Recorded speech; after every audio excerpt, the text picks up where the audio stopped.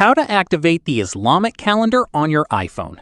In this video, I'll show you how to add the Hijri calendar to your iPhone and display Islamic dates alongside the regular calendar. So make sure to like the video and subscribe for more quick iPhone tutorials.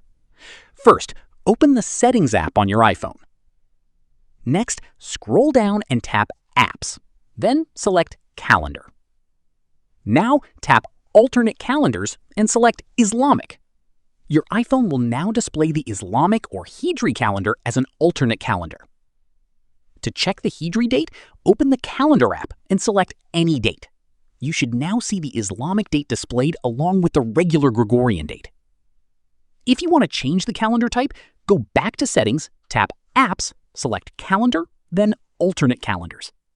Depending on your iPhone, you may see options such as Islamic, Islamic Civil, or Islamic Qora. Select the option you prefer. And that's it.